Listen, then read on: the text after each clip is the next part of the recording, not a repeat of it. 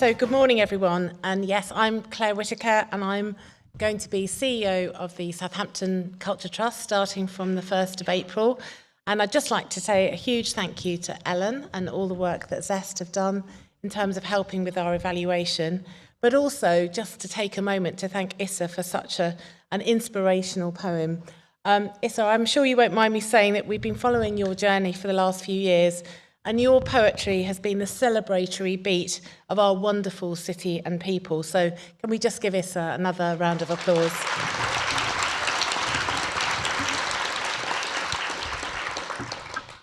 So yes, we all felt disappointed about not winning UK City of Culture, but we've shown how resilient we are, and the legacy of our shortlisted bid has already created a step change for Southampton. And while we're talking about our bid, I'm so sorry we haven't been able to share it with you yet, but hot off the press, we've just been given permission by the DCMS, and it will be available on our website on Monday. We're really sorry. We would have liked to have shared it with you much, much earlier, but we had to wait for it to be approved for the National Archive, and we're ready to go now. We're really proud of the bid that we created together, and as I say, we wish it could have happened much, much sooner. But what we have seen over the past 3 years is a city transformed and galvanised and connected by a collective cultural ambition. When the result came, I felt that we'd all walked up the hill together, and we had two choices. We could either fall back down in a heap, or we could carry on. And I'm delighted that we're all here today to celebrate our city coming back together with a re-energised ambition to take Southampton forward. Today really is the beginning of the next chapter as we share our hopes for Southampton's future and how we can put our city firmly on the map. The Southampton Culture Trust is an independent charity that will be driving the legacy of our shortlisted UK City of Culture bid.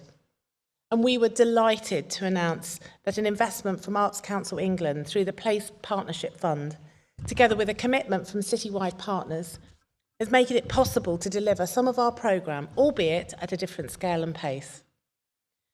So Southampton will benefit from a revitalised focus on culture, festival and events and tourism. And we'll continue to have a broad view of culture from sport to gardening, heritage, food and hospitality and all the things in between. It's really how we live our lives. This investment will drive the city's cultural and visitor economy and strengthen our creative sector. We will master plan significant areas of the city for cultural regeneration and deliver vibrant creative projects, festivals and events that will take place in every ward. Today's conference brings people back together to celebrate the real potential for culture, festival and events and tourism to be at the heart of this city's growth and future. But today is also about being inspiring, about being ambitious and believing what we can achieve together. We want to share knowledge of other places and form new connections with regional, national and international partners. Our programme also showcases Southampton's fantastic creative community, from our vibrant cultural quarter here at Mast, spoken word, as you've just seen, visual and digital arts, and later on dance, music, and also a live graphic recording, so that artists are woven through the day as they invite us to join in a creative response to our future.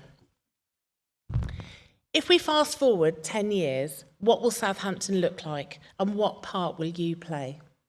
We want you to think about this as you're listening to our speakers, artists and panellists. Give us your reactions in Slido and engage in Zest Collective's installation. Each of our sessions this morning will be framed by our theory of change, developed through partnerships with both universities, and you've already seen Professor Fraser Sturt, who's been absolutely instrumental in this. And it's responded to a huge citywide consultation exercise involving over 8,000 people from all 17 wards. This morning's programme looks at the value of bringing culture and tourism together and the change that this can generate. Following on from that, we will explore who leads these changes, how civic leaders can play a crucial role in a city's future, and how people can make change happen. This afternoon, we take a deeper dive into the 3 areas that the Trust will be concentrating on.